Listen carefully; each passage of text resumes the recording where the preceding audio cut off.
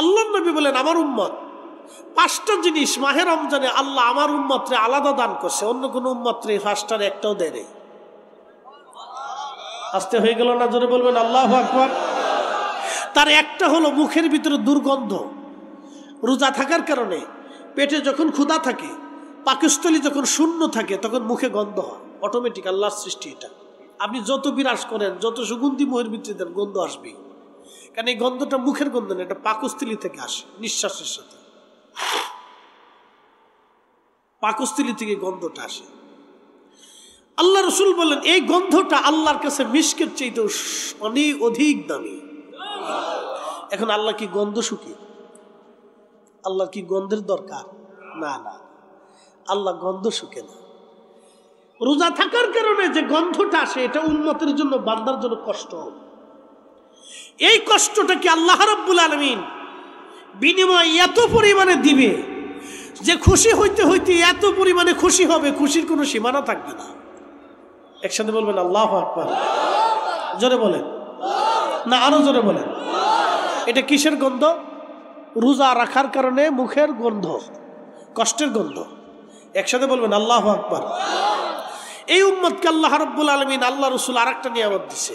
এই আমার দিকে তাকান, খুব ইম্পর্টেন্ট। কি নিয়ামত? রমজানে রোজা রাখবেন, রোজা রাখার পরে মানুষকে ইফতার করাবেন। কি করাবেন? না, জোরে বলেন।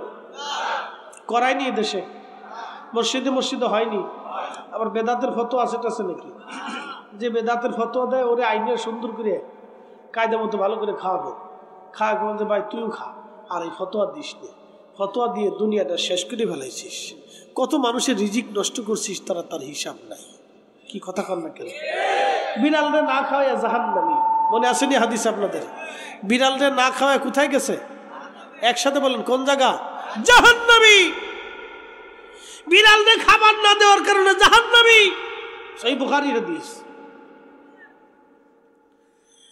আল্লাহর নবী আরো বললেন, সাহাবীরা, এক পতিতা নারী, টাকার বিনিময়ে যে নারীরা দেহ ব্যবসা করে, আপনি বুঝেন সে নারী কত নিকৃষ্ট নারী। টাকার বিনিময়ে দেহ ব্যবসা করা নারীটা কাস্টমারের জন্য দাঁড়িয়ে আছে, ঠিক এমন সময় দেখে একটা কুকুর হাঁপায়া হাঁপায়া জিহ্বাখানা বের করে করে রওনা করেছে, কুকুর যায়। আহা, আল্লাহর নবী বলতেছেন, আমার উম্মতেরা শোনো, পতিতা নারীর মনের মধ্যে দয়া লাগলো। একজন পতিতা নারী যিনি টাকার বিনিময়ে কত পুরুষের শয্যাশায়ী হয়েছে, তার হিসাব নাই।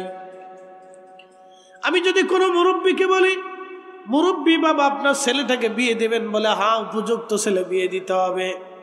মেয়ে আছে? বলে হ্যাঁ আমার কাছে মেয়ে আছে। বলে কেমন? মেয়েটা অত্যন্ত সুন্দরী, চমৎকার, একবারে মাথার থেকে পা পর্যন্ত, লেখাপড়াও একেবারে কম না, অনার্স মাস্টার্স কমপ্লিট করে একটা সুন্দর মেয়ে। বলে সে মেয়েটা সুন্দর, বংশ ভালো, সুন্দর, লেখাপড়া আছে, ধনাঢ্য। বলে মেয়ে করে কি? বলে মেয়ে পতিতা আবৃত্তি করে। কোনো বাবা এই মেয়েটাকে ঘরে আনবে? তার মানে সমাজ ও রাষ্ট্রের কাছে সে নিকৃষ্ট।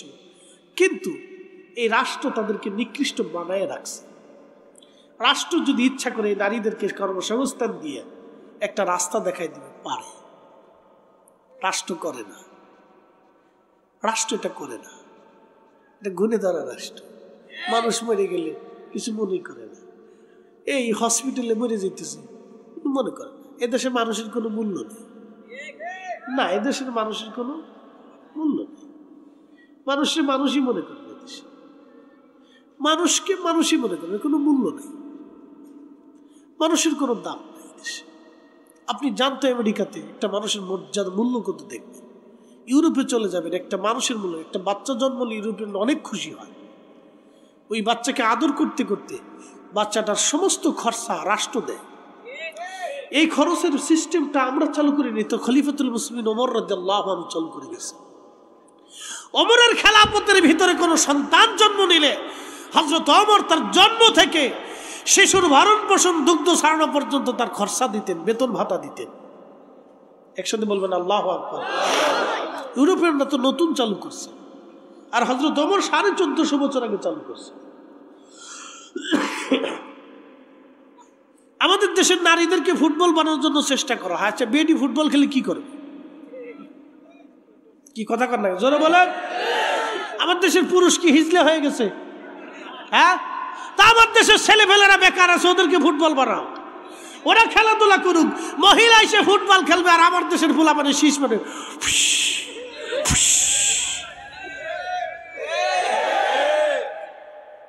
নারী মাস্টার হবে, নারী ইঞ্জিনিয়ার হবে, নারী ডাক্তার হবে, নারী প্রকৌশলী হবে, নারী ব্যবসায়িক হবে, নারী আলেমা হবে, নারী হাফেজা হবে, নারী মা হবে। নারী কেন ফুটবল হাফ প্যান্ট পরে ফুটবল খেলতে যাবে? কারণ কেন? কি কথা বল না, গুণে ধরো সমাজ। হ্যাঁ, ফাজলিমের একটা সীমা থাকার দরকার। এদের পিছনে সরকার হাজার হাজার কোটি টাকা খরচা করে, অথচ আমার ইমামদেরকে সারা বছর শেষে রমজানে 1 টাকা ভাতা দেয় না। অথচ যে ইমামরা প্রত্যেক মসজিদে বসে বসে প্রত্যেক শুক্রবারে ইমামরা মানুষদেরকে আল্লাহর দিকে ডাকে, ভালো কাজের দিকে ডাকে, পয়সা খরচা করলে এদের পিছনে করা উচিত, কারণ এরা মানুষ করার কারিগর। এখানে নাই বিডিরে ফুটবল খেলে এনটিয়া দেবো, বিডিরে ফুটবল খেলে কি তো হইব? কষ্ট হইতেছে আপনাদের? না, কষ্ট হওয়ার কথা না, এটা উচিত কথা। সামনে আর একটা উচিত কথা আসতেছি, একটু বসে। রমজান আসতেছে তো একটু উচিত কথা কইতে হইব। শয়তান এই সময় বন্দি থাকবো, হাত পা বাঁধতে থুই দিবে, কিন্তু মানুষ শয়তানের হাত পা বাঁধা যায় না। কথা ঠিক আছে না? শয়তান অরিজিনালের বন্দি রাখবে, কিন্তু মানুষ ওদের হাত পা বন্দি রাখতে না। একসাথে বলো তো আল্লাহু আকবার।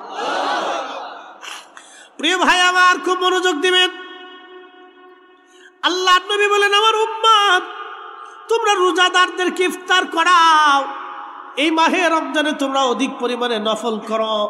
মাহে রমজানে যে নফল করবে, অন্য মাসে একটা ফরজের সমতুল্য সওয়াব হবে, যা অন্য কোনো উম্মতকে দেওয়া হয় নাই।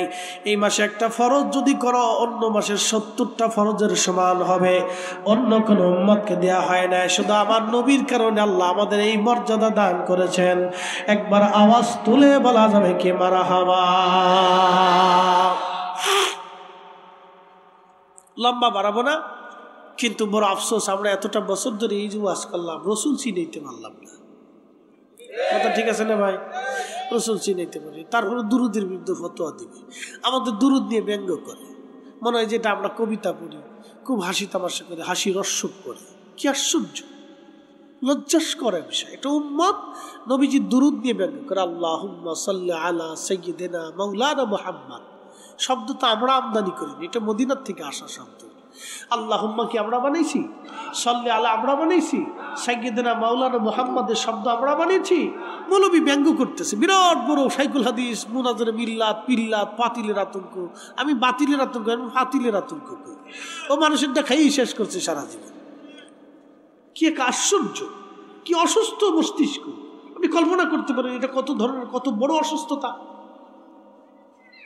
দুরুদ নিয়ে ব্যঙ্গ করবে। তোমার পড়তে মন চাইলে পড়ো, না চাইলে না পড়ো, তোমার কেউ জোর করে পড়াইতেছে না। আমরা দুরুদ যারা পড়বে আমরা তাদেরকে দাওয়াত দিব। যে মিলাদে আসবে আমি তারে দাওয়াত দিব। যে আমার তাবারক খাবে আমি তারে খাওয়াবো। যে খাবে না তারে খাওয়ানোর দরকার নাই। কি কথা ক্লিয়ার না ভেজাল আছে? যে আমার জন্য দোয়া করবে তার আমি দাওয়াত দিব। যে দোয়া করবে না, আইসি গেট আউট, তুমি চলে যাও। তোমার মতো বন্ধু খাওয়ানোর চাইতে দেশে কুকুর অনেক আছে, কুত্তা খাওয়াই দিব। কি এবার ঠিক আসতে করলেন কেন?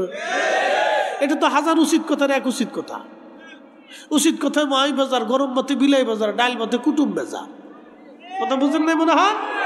তো যে বন্ধু দোয়া করবে না তো তার খাওয়াই লাভ হবে কি? কি কথা কর না কেন? যারা বলেন যে আমার মরার পরে দোয়া করবে, আমি তার জন্য দোয়া করব, আমি তার সাথে বন্ধুত্ব করব। মাহে রমজান আসতেছে, মাহে রমজান।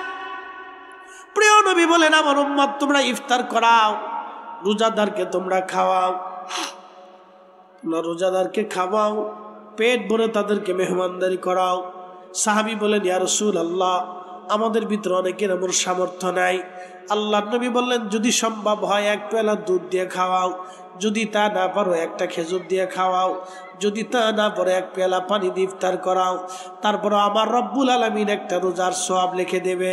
যারে তুমি পানি পান করাইবা রমজানে, তার রোজা হোক বা না হোক তোমার আমলনামায় রোজার সওয়াব হবে, অথবা তারও সওয়াবের কোনো অংশ কম দেওয়া হবে না। তোমাকেও যেমন দেওয়া হবে তাকেও তেমনভাবে সওয়াব দেওয়া হবে। আল্লাহর নবী বলেন তবে আমার উম্মত শুনো, তোমরা যদি রোজাদারকে পেট ভরে খাওয়াও, আমার একজন উম্মত রোজাদারের তৃষ্ণা মিটায় দাও, তাহলে তোমরা শুনে নাও, আমি নবী তোমার গ্যারান্টি দিলাম, হাউজে কাউসারে আমি নবী তোমাকে হাউজে কাউসারের পানি পান করাইব। না না, আরো জোরে বলেন। কিসের পানি? জোরে বলেন। বর্তমানে পৃথিবীর শ্রেষ্ঠ প্রেসিডেন্টের একজন প্রেসিডেন্টের নাম প্রেসিডেন্ট পুতিন। যদি আপনি তার কাছে যায় বলেন, মিস্টার পুতিন আপনি হাউজে কাউসারের পানি এনে দেন, পুতিনের 14 গোষ্ঠীও যদি চেষ্টা করে, তার সারা জিন্দিগির চেষ্টা হলেও হাউজে কাউসার সম্ভব না। ট্রাম্পের কাছে যাবেন, শি জিনপিংয়ের কাছে যাবেন, এরপরে প্রধান উপদেষ্টার কাছে যাবেন, বাংলা পৃথিবীর সমস্ত মানুষের কাছে যা যদি আপনি বলেন হাউজে কাউসার এনে দেন, সম্ভব হবে না। আল্লাহর নবী বলেন আমার উম্মত তোমরা হাউজে কাউসার যদি পাইতে চাও, তা আমার গরিব উম্মতকে খাবার খাওয়াও, আমার গরিব উম্মতকে তোমরা ইফতার করাও, রোজাদারকে ইফতার করাও। আমার উম্মত রোজাদারকে যদি তোমরা ইফতার করাও, পেট ভরে খাওয়াও, তা তৃষ্ণা মিটে দাও, আমি নবী ওয়াদা করলাম তোমাকে হাউজে কাউসারের পানি পান করাবো। একবার জোরে বলা যাবে কি আল্লাহু আকবার। এখন মনোযোগ দেন, রমজান আসলে আমাদের দেশের লক্ষ লক্ষ হাজিরা ওমরা করতে যায়, কি যায়নি? বর্তমানে এই বছরে মিনিমাম 50,000-এর উপরে হাজি রমজান মাসেই শুধু যাবে ওমরা করার জন্য বাংলাদেশ থেকে। আচ্ছা, যারা ওমরা করতে যায় তাদের সবাই কি গরিব? আসতে বলেন কেন, জোরে বলেন। এই থানার নাম কি? মাধবপুর না? আচ্ছা, মাধবপুরে কি 1000 ধনী ব্যক্তি আছে না? কত হাজার? 1000 আছে না? আমি 1000ই ধরলাম। মাধবপুরে থানার ভিতর গ্রাম কয়টা? 1000 গ্রাম হবে? হ্যাঁ, আচ্ছা, সারা বাংলাদেশে হিসাব আছে, মাধবপুরে হিসাব বাদ দেন, সারা বাংলাদেশে গ্রাম আছে কয়টা? 68, 70, 87,000 কি বাড়ছে নাকি? আচ্ছা, 68,000 গ্রাম। গ্রাম তো বাড়ার কথা না। 68,000 গ্রাম, ধরেন 70,000 গ্রাম। সারা বাংলাদেশে ধরেন আপনি 70,000 গ্রাম আছে। সারা বাংলাদেশে ধনী আছে কত লাখ? হিসাব ছাড়া না? হিসাব ছাড়া ধনী আছে। আচ্ছা, সারা বাংলাদেশে 70,000 ধনী আছে, আমি ধরলাম 70,000ই আছে। এক এক ধনী যদি এক একটা গ্রামের বরাদ্দ নিয়ে বলে ওই গ্রামে যতগুলি গরিব মানুষ আছে আমরা তাদেরকে রমজান আসলে খাবার দেব।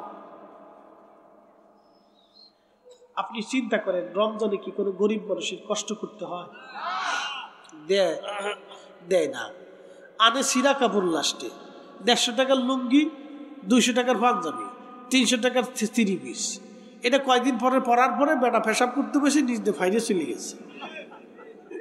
কথা ঠিক আছে না ভাই? সে দুইভাবে কষ্ট পাইল, 1 নম্বরে ফসা লুঙ্গি, 2 নম্বরে সিরা লুঙ্গি। পরার পরে ইজ্জত শেষ, ওদিক দিয়ে আনতে গেছে তাও ইজ্জত শেষ। বুঝতে পারছেন? এগুলো জাকাত না, এগুলো হচ্ছে বাহানা, এগুলো হচ্ছে আল্লাহর সাথে তাল বেটাল করা, উম্মতকে কষ্ট দেওয়া। কথা বলেন ঠিক কিনা? উম্মতের খাবার দরকার, লুঙ্গিতে কি করবে? মাহে রমজানে কত মা আছে এটা ইফতার করতে পারে না।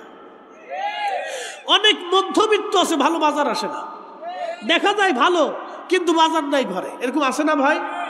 আমাদের বাংলাদেশে 70,000 ধনী, 70,000 ধনী যদি 70,000 গ্রামের দায়িত্ব নিয়ে নেয়, তাহলে আমার বাংলাদেশে অন্তত কোন গ্রামের মা, কোন গ্রামের অভাবী বাবা, সে অন্তত রমজানে কষ্ট করতে হয় না, ভালো কিছু খাই হলে ইফতার করতে পারে। আরে আল্লাহ পাওয়ার জন্য তো মক্কা যাওয়ার দরকার হয় না, আল্লাহ পাইতে হলে রমজান মাসে গরিবের ঘরে গেলে আল্লাহ পাওয়া যায়। এই বেলায় নাই, এটা উচিত কথা।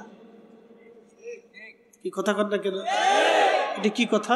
উচিত কথা। এই বেলায় আসল কাজে না। আমি সৌদি আরবে এক চাচারে বললাম, চাচা, পরে চাচা কত বাড়াইছে? 8 বাড়াইছি। খরচা কত? 20 লাখ হয়েছে। আমাকে চাচা এলাকায় সদর হসপিটাল লেখা আছে, আপনার সদর হসপিটালে কখনো কোনো দিন গেছেন? না, ধনী মানুষ ভালো ভালো হসপিটালে গেছে। সদর হসপিটাল তো চিনেন, বাংলা হসপিটাল, গরিবের হসপিটাল আর কি। তো যাই হোক, সদর হসপিটালে গেছেন কোনো দিন? না।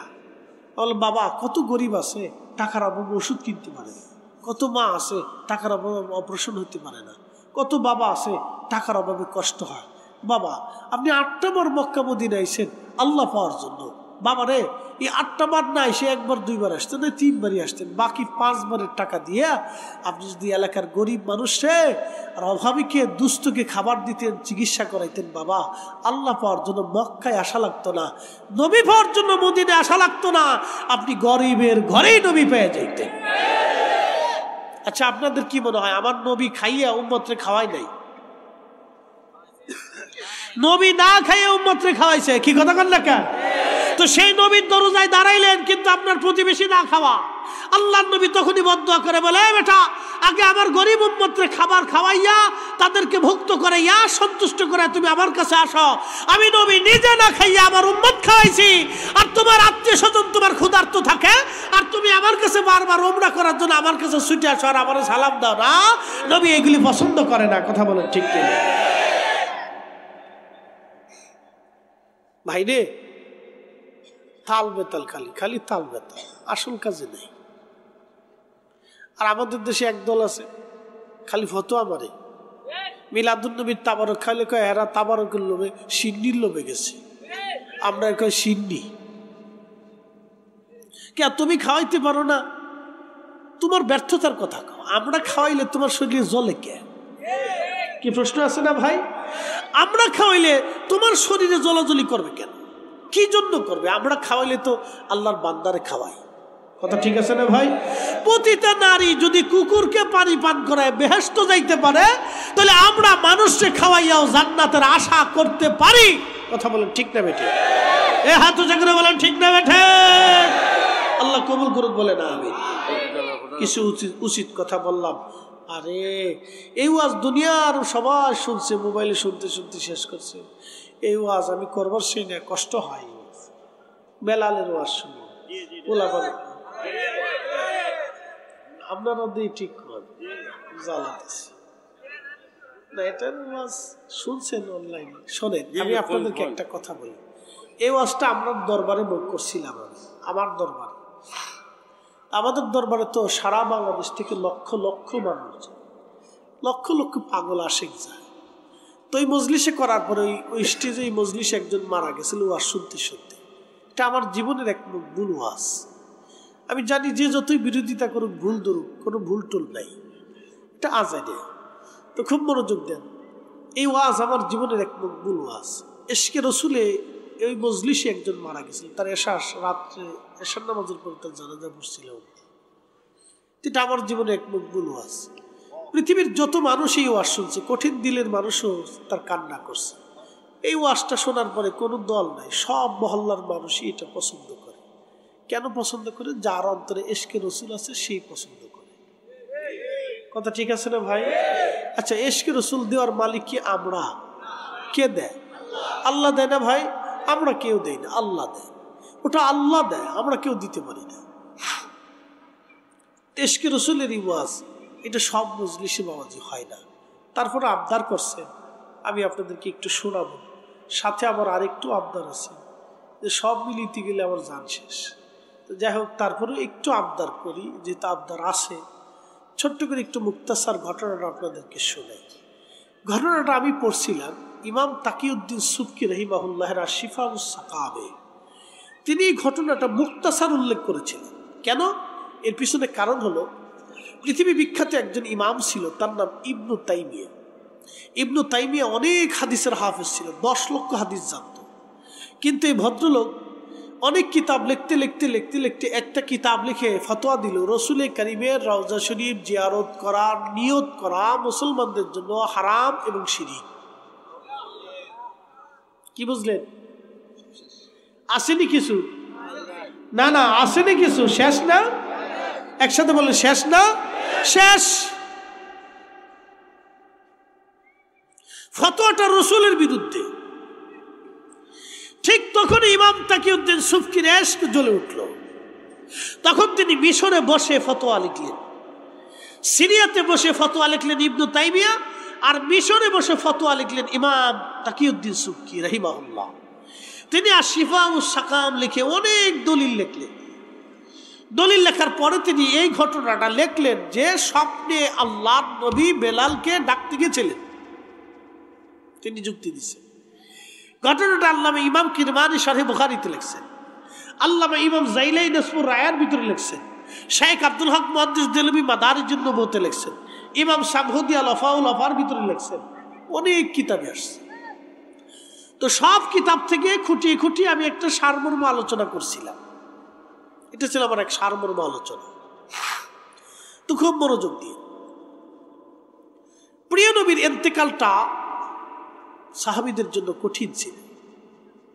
যেমন সন্তান মারা গেলে মা কাঁদে না? কাঁদে। কেন কাঁদে বলেন তো? মার মায়ার কারণে, ভালোবাসার কারণে মা কাঁদে।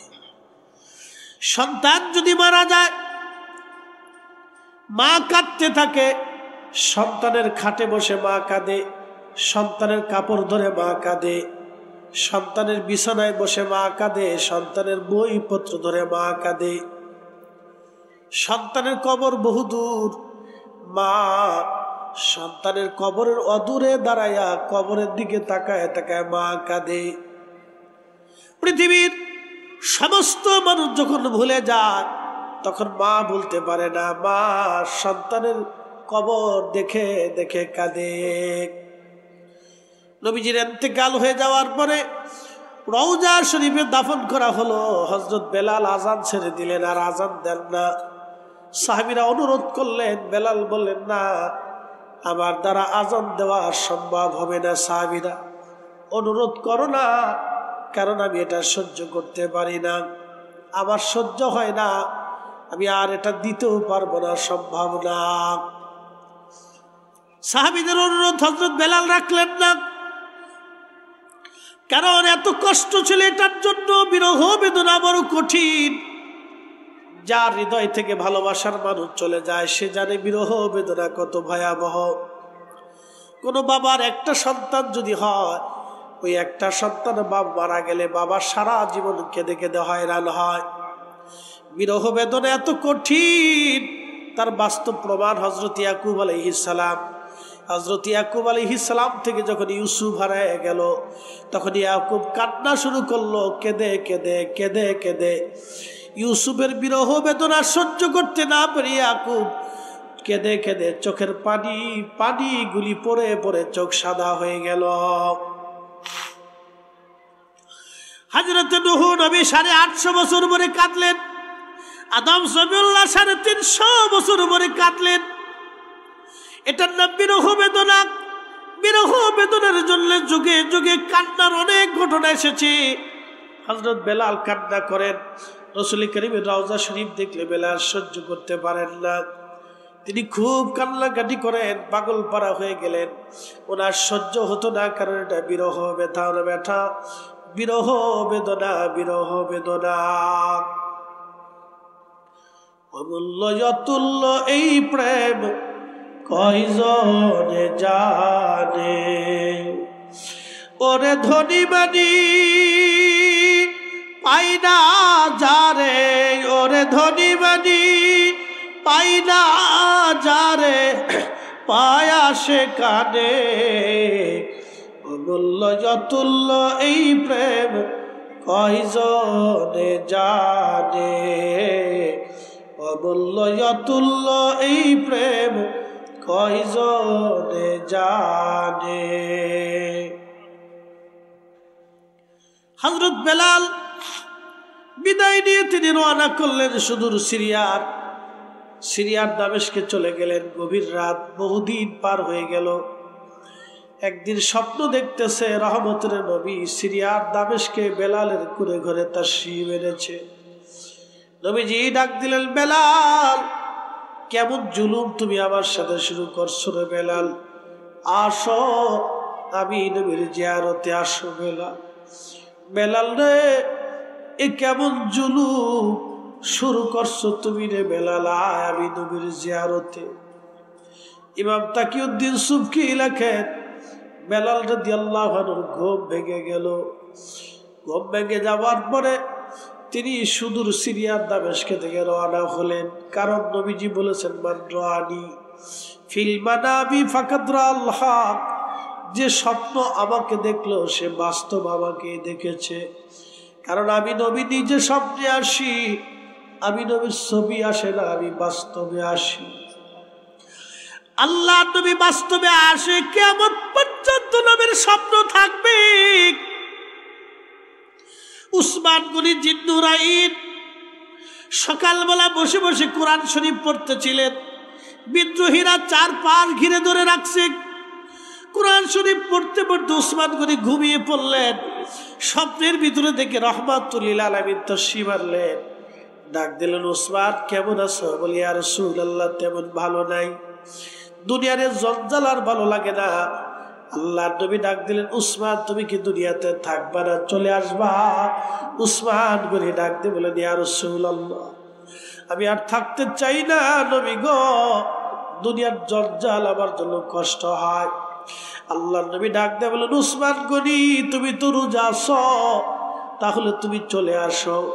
আজকে সন্ধ্যার সময় আমি আর তুমি দুইজন জান্নাতের ভিতরে আজ আমরা ইফতার করব। উসমান তুমি আজকে শহীদ হয়ে যাবে, চলে আসো তুমি, দুইজন জান্নাতের ভিতরে ইফতার করব। বন্ধু উসমান গনির ঘুম ভেঙে গেল। ডাক দে বলো, বিবিরে আমার গোসল করাও, আমি আজকে বিদায় নিয়ে চলে যাব, আজ আমি শহীদ হয়ে যাব। আমার রাসূল আমার স্বপ্নে এসে বলে দিয়ে গেছে জান্নাতের ভিতরে আমি নবী, আমার নবী আর আমি নিজে দুইজনে একসাথে ইফতার আজকে জান্নাতে হবে। অমূল্যতুল্লাহ এই প্রেম কয়জনে বুঝে, ওরে ধনী মানি পাই না যারে, ওরে ধনী মানি পাই না যারে, পায়া সে কানে। অমূল্যতুল্লাহ এই প্রেম কয়জনে বুঝে, অমূল্যতুল্লাহ এই প্রেম কয়জনে বুঝে। হযরত বেলাল শুধু সিরিয়া থেকে রওনা দিক দামেস্কে থেকে এসে রওজা শরীফে এসে বসে বসে কান্না করে, কাঠের জালি দিয়ে সুন্দর করে রওজা শরীফ ঘিরে রাখা ছিল। রওজা শরীফের পাশে বসে কান্না করে ধুলাবালিগুলি চোখে মুখে লাগাইতেছিল। গিরিল মোবারকের সাথে কাঠের জালির সাথে মাথাটাকে বেলাল কান্দে। নতুন মুয়াজ্জিন আযান দিতে এসে দেখে নবীর মুয়াজ্জিন বেলাল কান্দে। হযরত আশিক রাসূল বেলালের কান্না দেখে নতুন মুয়াজ্জিন ডাক দিছে, সাহাবীরা রে তোমরা এসে দেখো নবীর মুয়াজ্জিন বেলাল ফিরে আসছে। রওজা পাশে বসে বেলাল কান্দে আর বলে, হুজুর গোলাম আসতে বলেছিলেন, গোলাম আপনার কদমে হাজির। নবী গো গোলাম আপনার কদমে হাজির।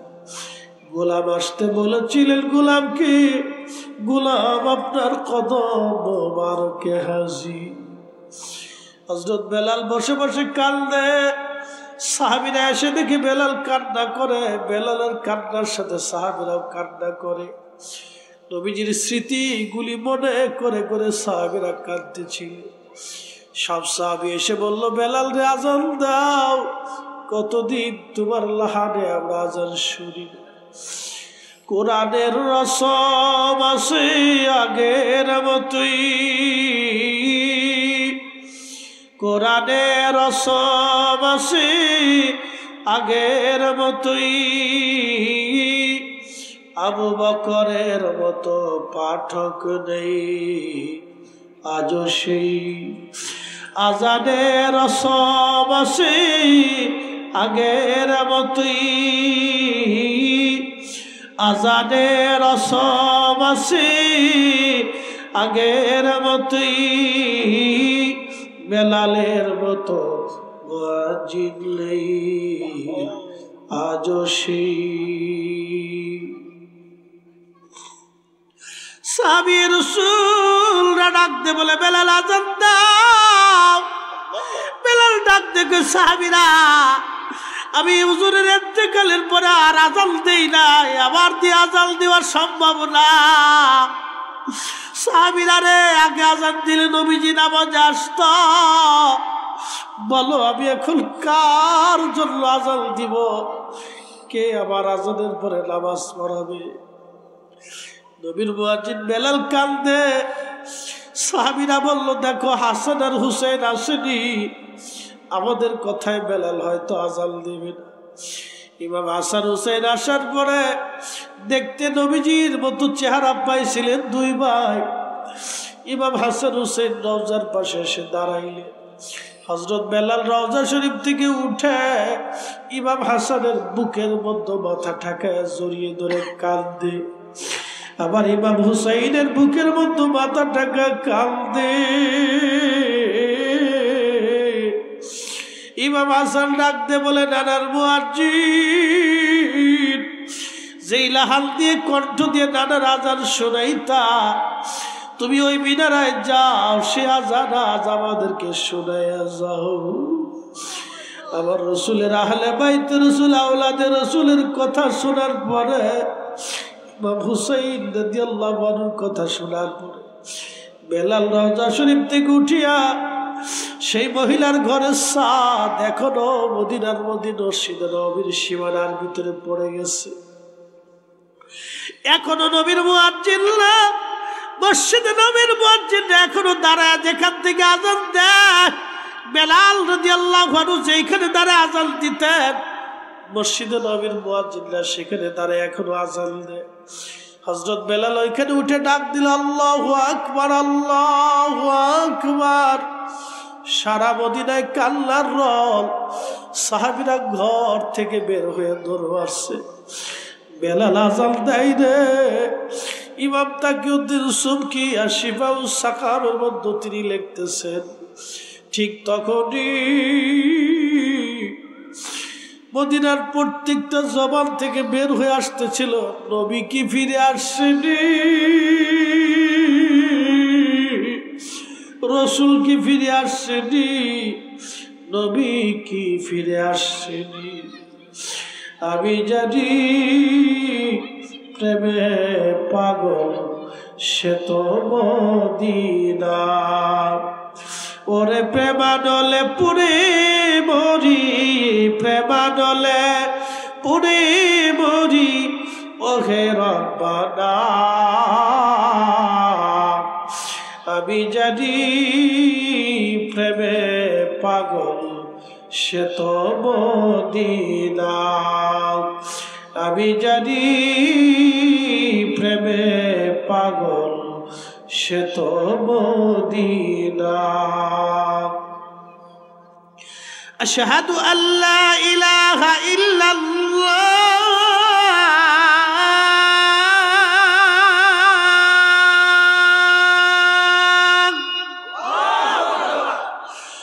আশহাদু আল্লা ইলাহা ইল্লাল্লাহ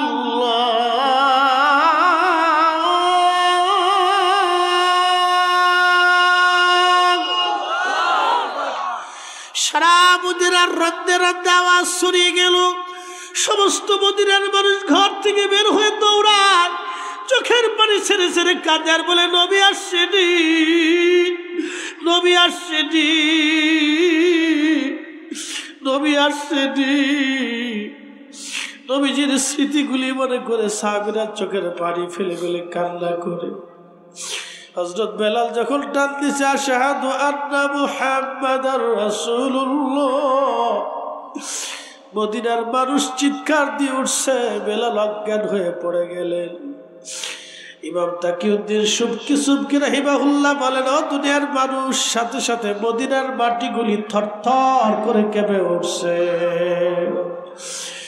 মদিনায় কারো আজানে কখনো মাটি কাঁপে নাই, পৃথিবীতে কারো আজানে কোনোদিন মাটি কাঁপবে না। তিনি একজন আশিক রাসূল বেলাল, যার আজানে পৃথিবীর মাটিগুলি থরথর থরথর করে কেঁপেছিল। আর কারো আজানে পৃথিবীর মাটি কাঁপবে না, তিনি আশিক রাসূল বেলাল। ইশকে রাসূলের তাড়নায় পৃথিবীর মাটি পর্যন্ত কেঁপেছিল। এই জন্য বেলাল আর কোনোদিন আজান দেন নাই, নবীর ইন্তেকালের পরে আর আজান দিতে পারেন নাই। বেলাল আর কখনো আজান দেন নাই, নবীজির ইন্তেকালের পরে বেলাল কখনো আর আজান দেন নাই। রওজা শরীফে বসে কাঁদে আর বলে, হুজুর, গোলাম আসতে বলেছিলেন, গোলাম আপনার কদমে হাজির হয়ে কাঁদছি। নবী গো, আজান দিছি, বিদায় নিলাম, আর কখনো আমি ফিরতে পারবো না। ইয়া রাসূলুল্লাহ, বিরহ বেদনা বড় কঠিন। ইউসুফ আলাইহিস সালামের জন্য বাবা ইয়াকুব আলাইহিস সালাম কেঁদে কেঁদে চোখ সাদা করে ফেলছিল। বিরহ বেদনা বড় কঠিন, বিরহ বেদনা বড় কঠিন, বিরহ বেদনা বড় কঠিন। হযরত ইউসুফের জন্য জুলাইখা সারা জীবন কেঁদে হয়রান হয়েছিল। বিরহ বেদনা বড় কঠিন, বিরহ বেদনা বড় কঠিন। আমার নবীর বিরহ বেদনায় হযরত বেলালের জীবন পার হলো। কোনদিন আর তিনি ফিরে আসেন নাই, বিরহ বেদনা নিয়ে চলে গেলেন। আর কোনদিন তিনি মদিনায় মুনাওয়ারার ফিরে আসার সুযোগ হয় নাই। নবীর আশিকরা, রতলপুরবাসী, আল্লাহর নবী বলেন, আমার উম্মতরা, যদি তোমাদের চোখ বেয়ে ইশকে রাসূলের এক ফোঁটা পানি বের হয়ে আসে, 7টা জাহান্নামের আগুন তামাম সৃষ্টির পানি দিয়ে তোমরা নিভাইতে পারবা না। কিন্তু আশিকের এক ফোঁটা চোখের পানি দিয়ে 7টা জাহান্নামের আগুন নিভিয়া যাবে। হযরত বেলাল চলে গেলেন, আর কোনদিন আসেন নাই। সাহাবীরা সারা মদিনায় কাঁদতেন রল। পৃথিবীর মাটি কেঁপেছিল। আর একটা আজান বেলাল হাসরের মাঠে দিবে, আর একটা আজান আল্লাহ বেহেশতের ভিতরে তারে দিয়ে দেওয়াবে। আজানের ফয়জুদ এতই চমৎকার, এতই মধুর, এতই ফয়জুদপূর্ণ ছিল।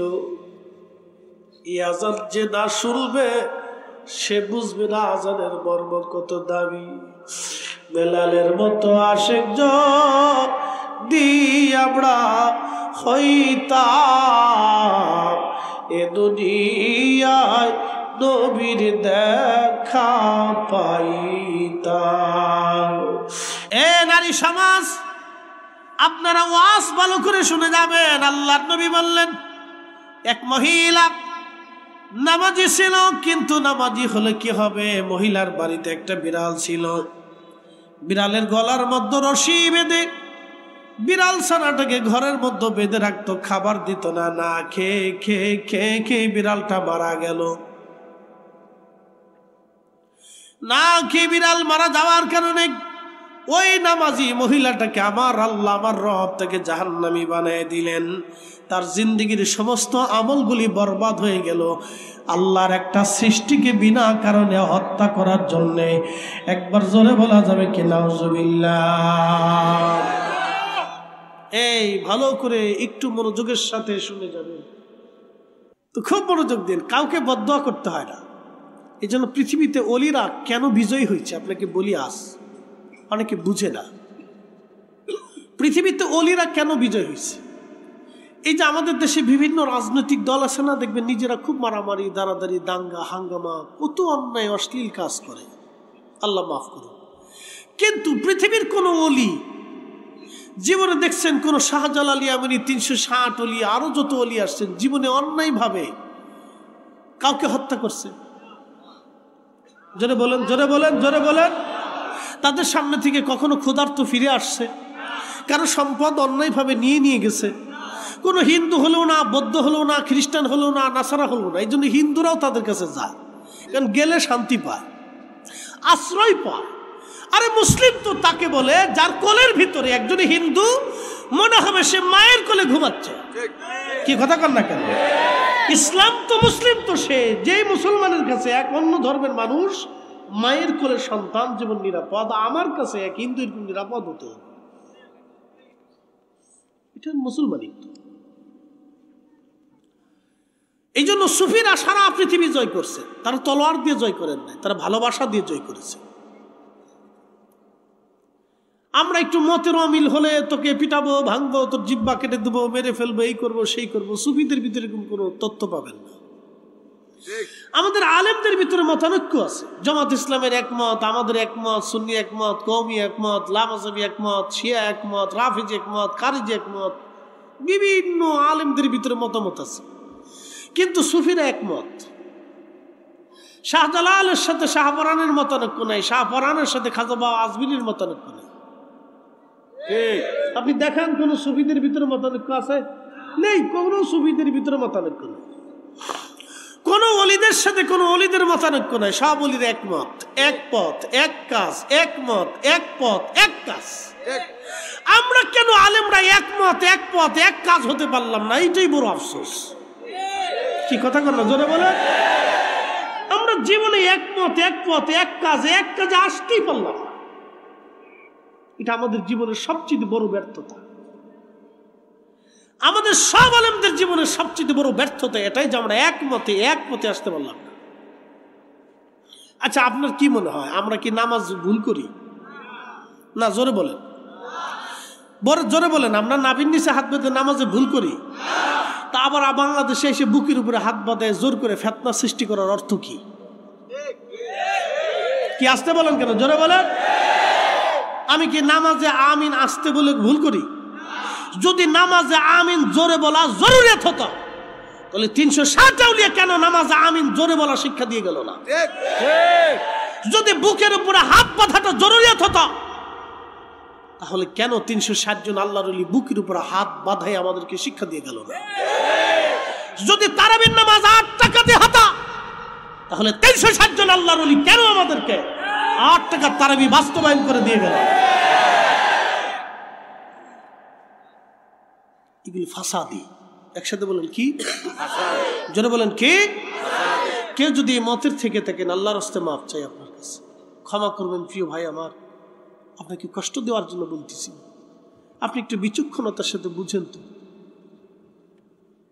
আমি তো হকের উপরে আছি, কেন আপনি এসে আমার মসজিদের ভিতর ভেজাল বাঁধাচ্ছেন? কেন আপনি এসে আমার সমাজের ভিতর আবার একটা ফিতনা সৃষ্টি করলেন? কারণটা কি? কথা ঠিক আছে না ভাই? আমি ঈদের নামাজ 6 তাকবীরে পড়ি, আপনি এসে কেন 12 তাকবীর দিয়ে আমার ঈদের নামাজে ঝামেলা করতেছেন? কারণটা ফাসাদি। একসাথে বলেন কি? জোরে বলেন কি? ফাসাদি। কেন এগুলি করবেন? এগুলির তো কোনো অর্থ আসতে পারে না প্রিয় ভাই আমার। যখন আমরা বলবো তখন আমরা বেদাতি। কি কথা বল না কেন? তখন আমরা কি কর? আমরা মাজার পূজা। আচ্ছা, আমরা কি মাজারের ভক্ত না অলির ভক্ত? আমরা কি কোনো কবরের ভক্ত না অলির ভক্ত? দেশে শাহজালাল বহু আছে না, তো তার কবরে যাই না, কিন্তু ওই শাহজালালের কাছে কেন যাই? কারণ উনি আল্লাহর মকবুল।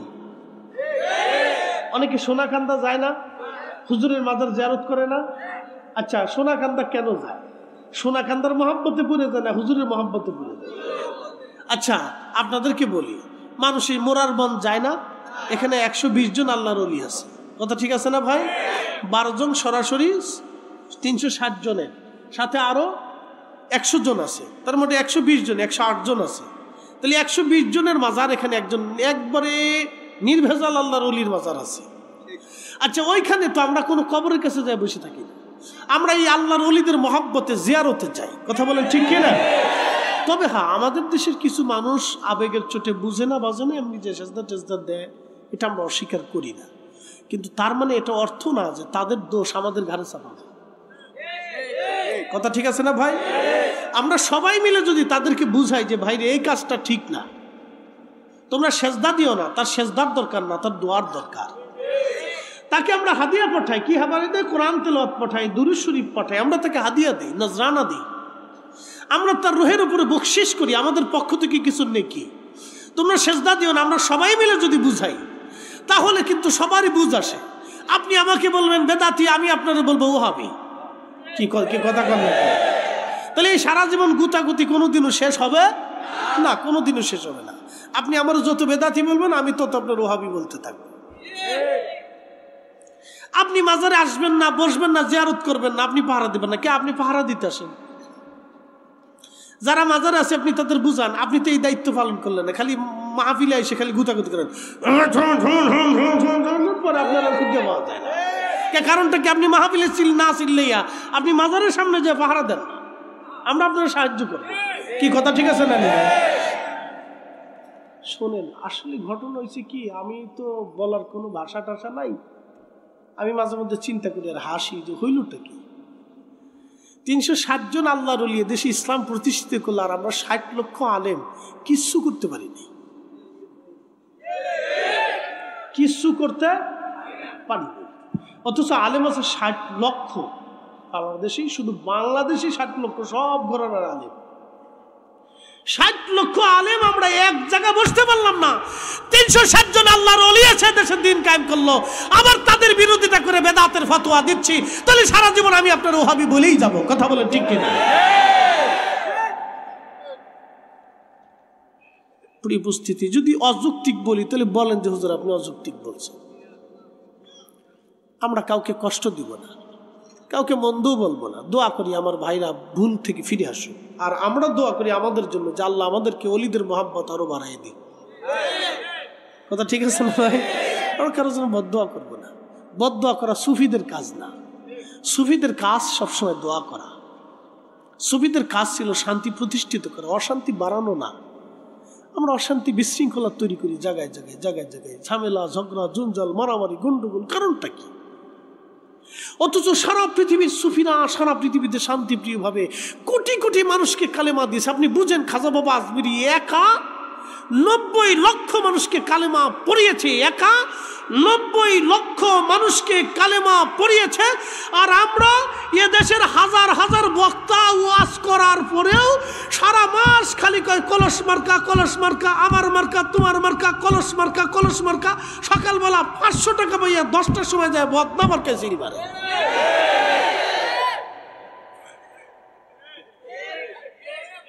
কি কথা কর? সারা মাস ধরে কলস মার্কা, কলস মার্কা, কলস মার্কা। 500 টাকা পাই, সকালবেলা 10টার সময় যায় কি মারে? বদনা মার্কা। শেষ। সারা বছর ওয়াজ করলাম আর শেষ। কি কথা ঠিক আছে না ভাই? আর খাজা বাবা আজমেরি কালেমাই পড়াইছেন 90 লক্ষরে। তাহলে ওনার কাজ আর আমাদের কাজ একরকম কি চেয়ারম্যান সাহেব? একরকম না। ওনার জবান আর আমাদের জবান কি এক জবান? এক জবান না। এই জন্য ওনাদের সমালোচনা করার আগে আমাকে 1000 বার ভাবতে হবে। ওনাদের বিরুদ্ধাচারণ করার আগে আমাকে 1,00,000 বার ভেবে নিতে হবে। কষ্ট হচ্ছে আপনাদের? কিছু নীতির কথা বললাম আর কি। এই কোরআন আল্লাহ বাস করে, ওয়ালতাকুম মিনকুম উম্মাতুন ইয়াদউনা ইলাল খায়রি ওয়া ইয়া'মুরুনা বিল মা'রুফি ওয়া ইয়ানহাউনা আনিল মুনকার। আল্লাহ কোরআন স্পষ্ট বলে, ওয়ালতাকুম মিনকুম উম্মাতুন ইয়াদউনা ইলাল খায়র।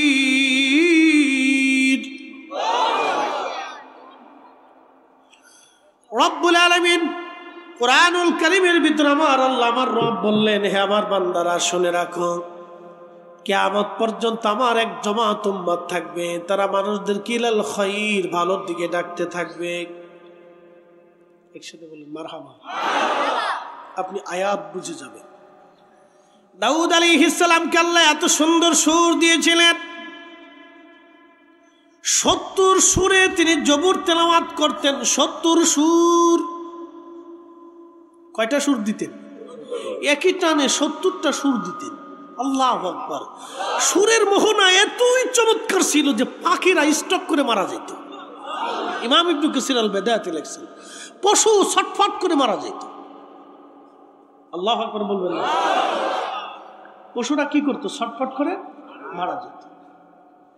সারা রাত তিনি তেলাওয়াত করতেন, সারা রাত তার উম্মতেরা নিঝুম ধরে দাঁড়িয়ে তার তেলাওয়াত শুনতো নামাজে।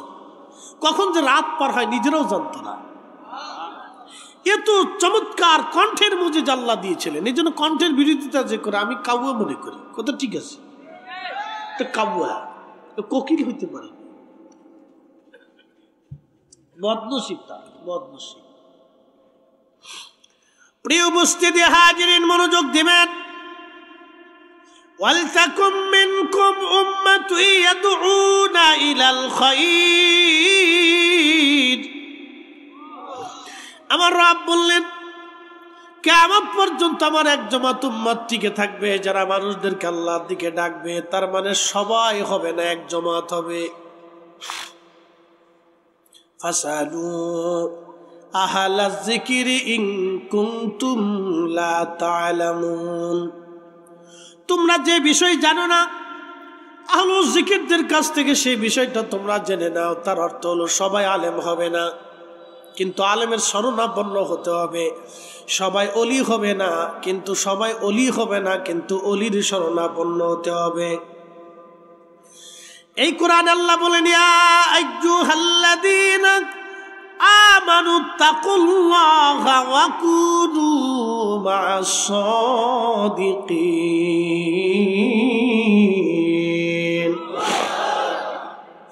আল্লাহ বলেন হে ঈমানদার, তোমরা আমি আল্লাহকে ভয় করো। শুধু ভয় করলে হবে না, তোমরা আমি আল্লাহকে ভয় করার সাথে সাথে অকুনু মা'আস সাদিকিন, আমার সাদিক যারা আছে তাদের সোহবতে চলে যাও।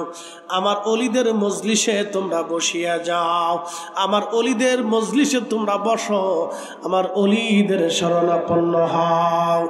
এর অর্থ হচ্ছে পৃথিবীতে সবাই সাদিক হতে পারবে না, কিন্তু আমার আল্লাহ সাদিকদের সঙ্গে যেতে বলেছেন। সবাই সাদিক হতে পারবে না, সবাই সালিহ হতে পারবে না, সবাই অলি হতে পারবে না, কিন্তু আমার আল্লাহ অলিদের সঙ্গী হতে বলেছেন। আয়াতগুলি থেকে ব্যাখ্যা এরকম আসে, সবাই অলি হতে পারবে না, সবাই দাঈল আল্লাহ হবে না, সবাই বুজুর্গ হবে না, সবাই আহলুজ জিকির হবে না, কিন্তু আহলুজ জিকিরদের কাছে যেতে হবে। পৃথিবীতে সবাই ডাক্তার হবে না, সবাই যদি ডাক্তার হয় তো রোগী কে হবে? সবাই যদি ড্রাইভার হয় তো প্যাসেঞ্জার কে হবে? সবাই যদি প্যাসেঞ্জার হয় তো ড্রাইভার কে হবে? সবাই যদি ইঞ্জিনিয়ার হয় তাহলে আপনি বলেন মিস্ত্রি কে হবে? সবাই মিস্ত্রি হলে জুগাল্লে কে হবে? সবাই যদি জুগাল্লে হয় তাহলে প্রকৌশলী কে হবে? সবাই যদি আলেম হয় তো জাহেল কে হবে? সবাই যদি জাহেল হয় তো আলেম কে হবে? সবাই যদি ইমাম হয় তো মুসল্লি কে হবে? সবাই যদি মুসল্লি হয় তো ইমাম কে হবে? সবাই যদি চেয়ারম্যান হয় তো মেম্বার কে হবে? সবাই যদি প্রধানমন্ত্রী হয় তো রাষ্ট্রপতি কে হবে? সাজাইছে কে? আসতে বলেন না, জোরে বলেন। কে সাজাইছে? কে সাজাইছে? কে সাজাইছে? আল্লাহ সাজিয়েছে, আল্লাহ নিজে সাজিয়েছে। এই জন্য আল্লাহর ওলিদের কাছে যেতে হয়। আমার ফয়সালা এটা কোরআনের ফয়সালা।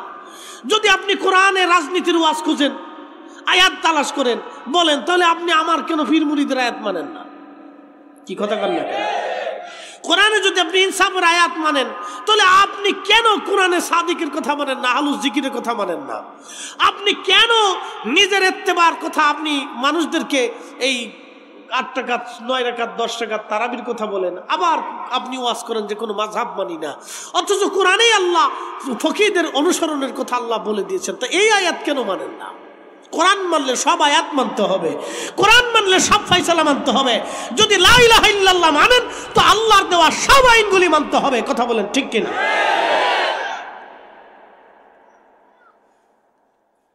প্রিয় উপস্থিতি আমার, এগুলি সহজ কথা, আমরা কেন যেন দিন দিন এগুলির জটিলতা বানিয়ে ফেলছি, পেছাপেছি গেছি করতে করতে জটিল করে ফেলছি। মুসলমান খুব মনোযোগ দিবেন। তাম সৃষ্টি আল্লাহর আইনে চলে, অবশ্যই আমরা একদিন আল্লাহর কাছে চলে যাব। কখনো পৃথিবীতে থাকার আর কোনো সুযোগ নাই। আমাদের আগে যারা ছিলেন তারা সব মাটির নিচে চলে গেলেন। 1,24,000 নবী দুনিয়াতে আসছেন। 1 বছর অন্তর অন্তর যদি নবী এক একজন করে আসে, তার অর্থ হলো পৃথিবীর মানব জাতির বয়স 1,24,000 বছর মিনিমাম। নবী 1,24,000। যদি 1 বছর অন্তর অন্তর অন্তর অন্তর নবী আসে, তাহলে পৃথিবীর মানব জাতির বয়স 1,24,000 বছর। যদি 2 বছর হয় তাহলে ডাবল, যদি 3 বছর পর পর হয় তাহলে রিডাবল, যদি 4 বছর পর পর হয় তাহলে আরো, যদি 6 বছর পর পর হয় তো আরো, যদি 100 বছর পর পর হয় তাহলে বলেন তো পৃথিবীর বয়স কত? নবীদের বয়স কত? আদম জাতির বয়স কত? এই এত লক্ষ কোটি বছরে বহু মানুষ কবরে চলে গেছে, ঈমান নিয়ে যেতে পারে নাই। আল্লাহ আমাদেরকে ঈমানের দৌলতে দৌলতওয়ালা বানাইয়া, শুধু ঈমানের দৌলতে না, আল্লাহ শ্রেষ্ঠ নবীর উম্মত বানাইলেন। কত বড় শ্রেষ্ঠ নবী! যিনি মেহবুবে আলা। বলে মেহবুব কি? আমি আপনাকে কোরআন থেকে মেহবুব বুঝাই। একজনের 20 বছর পরে ছেলে হয়েছে। ভাই কত বছর? জবাব দিবেন, আমি বুঝে ওয়াজ করি। একসাথে বলেন, কত বছর? 20 বছর পরে যার একটা সন্তান হলো, সে খুশি না বেজার? আচ্ছা, কতটা খুশি আপনি আমাকে বলেন তো। এই খুশির কোনো হিসাব বলে দেওয়া যাবে? এই ছেলেটা কাঁদলে বাবা খুব কষ্ট পায়, মা কষ্ট পায়, অসুস্থ হয়ে গেলে বাবা মা পাগল পারা হয়ে যায়, না জানি আমার এই বাচ্চাটার কি হয়ে যায়, খুব চিন্তায় পড়ে যায়। আর যদি এই বাচ্চাটা হারায় যায়, তাহলে আর বাবা মার অস্থিরতার কোনো শেষ নেই। মনোযোগ দিয়ে, সে হচ্ছে বাবা মার মেহবুব। এই বাচ্চাটা হচ্ছে বাবা মার মেহবুব। সে কষ্ট পাইলে বাবার কলিজায় চিনচিন করে ব্যথা পড়ে, সে ব্যথা পাইলে মার কলিজায় ব্যথা করে। মার বাবা দুইজনে খুব আদরে পরম যত্ন করে এই সন্তানটাকে লালন পালন করে। কারণ কি? মেহবুব। শুনে যান, এই কোরআনে আল্লাহ একজনকে মেহবুব বানিয়েছে। না না, হয় না, আর একটু জোরে বলুন, আরো জোরে। আসা আইয়াবআসাকা রাব্বুকা মাকামান মাহমুদা।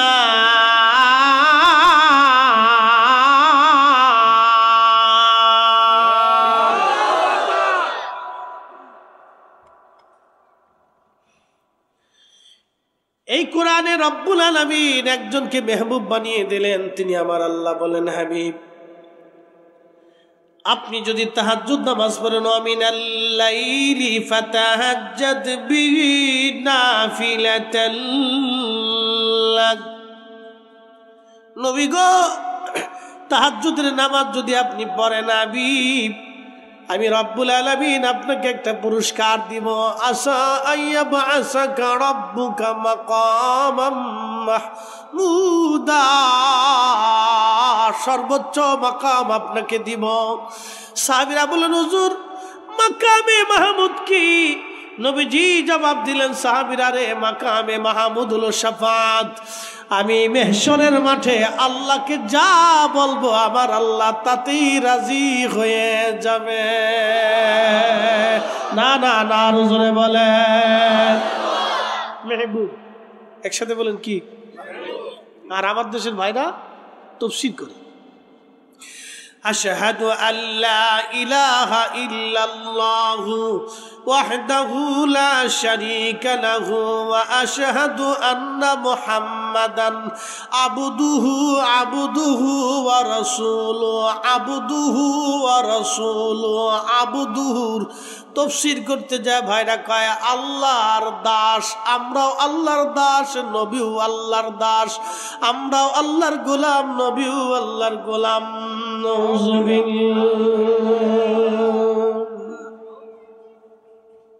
এইখানে গেলেই তো আমরা আর ভালোবাসি না, যুদ্ধটা এখানেই লাগে।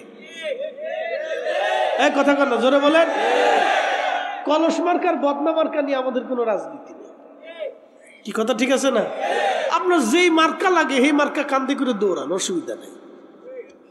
কিন্তু নবীর সম্মানে হাত দিবেন, আমি আর তখন মার্কা সার্কা কাউরে চিনি টিনি না।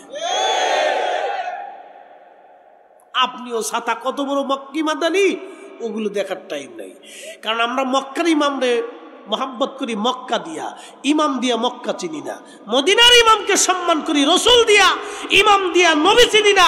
নবী দিয়ে ইমাম চিনি, কথা কন না কেন? আমরা সুন্নিরা আলেম চিনি নবী দিয়া, আমরা সংগঠন দিয়া নবী চিনি আলেম চিনি না। আমরা বক্তা চিনি সুন্নিরা নবী দিয়া। যদি শরীয়তের সালাতে আমাদের কোন সুন্নি বক্তা গুস্তাখি করে, বেয়াদবি করে, ক্ষমা না চাইলে আমরা প্রয়োজন মতো জুতা দিয়ে পিটাইয়া বাটাম চালান দিয়ে সোজা করে। আমরা সুন্নি বক্তা যারা আছি, জনতা যারা আছে, আমরা বক্তা চিনি রসুল দিয়া, বক্তা দিয়া নবী চিনি না। কথা ক্লিয়ার না? ভেজাল আছে? একবারে পরিষ্কার। অনেকে সংগঠন দিয়ে বক্তা চিনি, হেতার সংগঠনের বক্তা ভুল করলেও ভুল, সঠিক করলেও সঠিক, ওগুলো সাথে আমাদের কাছে নাই। তো খুব মনোযোগ দিয়ে মেহবুব একসাথে বলেন কি? বুঝে যান মেহবুব কি আর দাস কি। দাস এক অর্থ, বন্ধু আর এক অর্থ। আল্লাহ যা চায়, নবী যা চায়, আল্লাহ তাই দেয়। বলে হুজুর কোথায় পাইছেন? 900 বছর আগে ইমাম মালিক কাজী আয়াস আল মালিকি 900 বছর আগে মদিনার রওজার পাশে বসে একটা কিতাব লিখছিলেন, কিতাবুশ শেফা। এই শেফার ভিতরে তিনি হাবিব এবং খলিলের তফাৎ লিখেছেন। একটা বিশদ একটা প্যারা আছে কিতাবে। অনেকে পড়ে না, ঘোড়ার ডিমতে, এই জন্য ছাতা বুঝে না। তো পড়ে না, তো না বুঝলে কি করার আছে? আমি যদি না বুঝেন তাহলে আমার বুড়িগঙ্গা আমার পাশে আসে, আপনি আসবেন, মাথাটা টাক করে সুন্দর করে বুড়িগঙ্গার পানির ভিত্তিতে দোয়াই নিয়ে আসবো, যাতে সুন্দর করে আপনার বুদ্ধি বাড়ে। কি কথা, বুদ্ধি খারাপ দিছি আমি?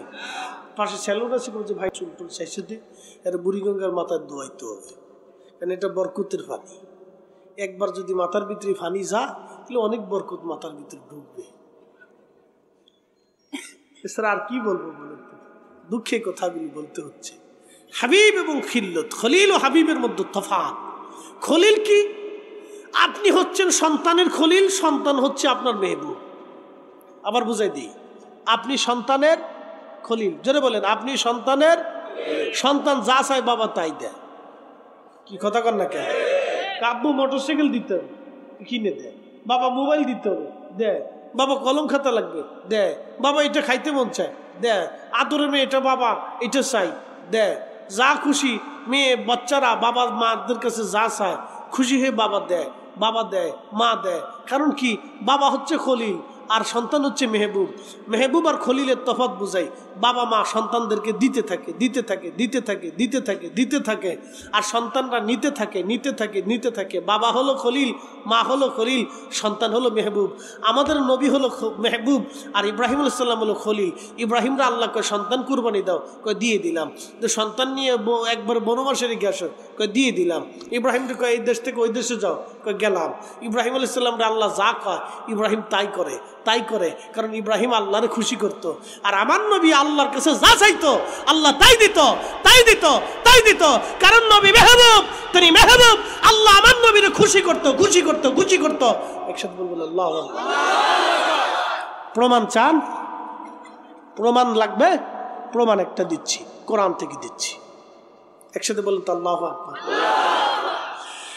আল্লাহু আকবার ওয়ালিল্লাহিল হামদু বিসমিল্লাহির রাহমানির রহিম।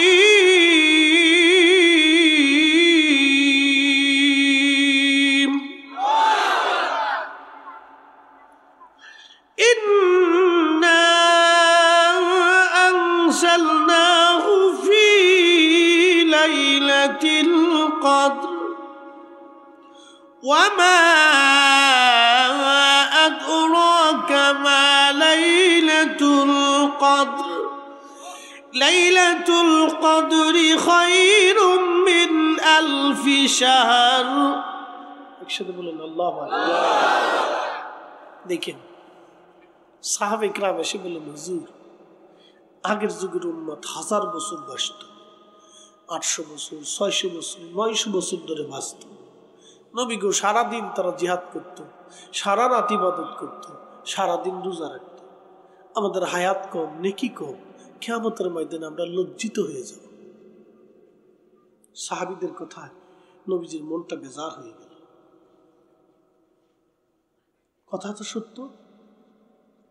আমি মেশরের মাঠে লজ্জিত হয়ে যাব, আমার উম্মত পিছিয়ে পড়ে যাবে। আল্লাহর নবীর মন বেজার হয়ে গেল। মেহবুব মন বেজার করছে কে? মেহবুব।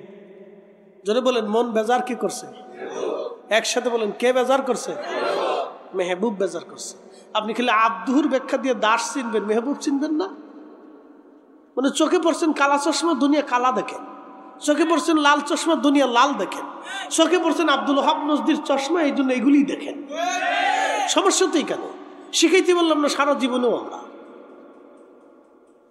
অ্যাটিটিউড, ধ্যান ধারণা পরিবর্তন হলো না, যার কারণে এই যুদ্ধ কিয়ামত পর্যন্ত চলতে থাকবে। আপনি আমাকে কেটে টুকরা টুকরা করলে আমি রসুলকে দাস বলতে পারবো না, আমি মেহবুব বলেই যাব।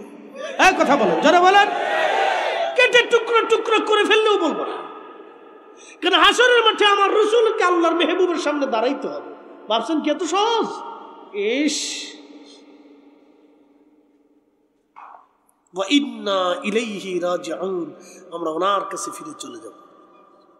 আমরা ওনার কাছে ফিরে চলে যাব, যে পাঠিয়েছে আমরা ওনার কাছে ফিরে চলে যাব।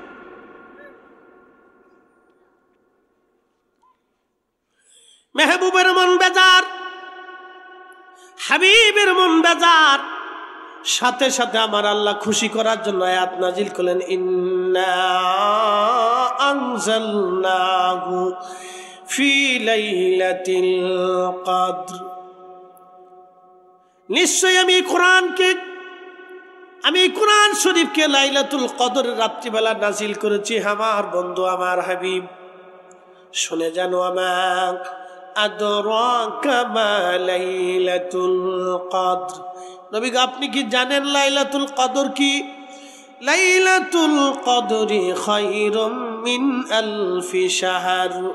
সেটা এমন একটা রাত, যে রাত্রের এক রাত্রি ইবাদত যদি করা হয়, 1000 মাসের চাইতেও বেশি পরিমাণ নেক আমি আমার বান্দার আমল নামায় আমি আল্লাহ দিয়ে দেব। না না, আরো জোরে বলেন, তানাজ্জালুল মালাইকাতু ওয়ার রূহু ইলাইহি বিইযনিহি ফিহা বিইযনি রাব্বিহিম মিন কুল্লি আমরিন সালাম। ওই রাত্রিবেলা ফেরেশতা নাজিল হয়।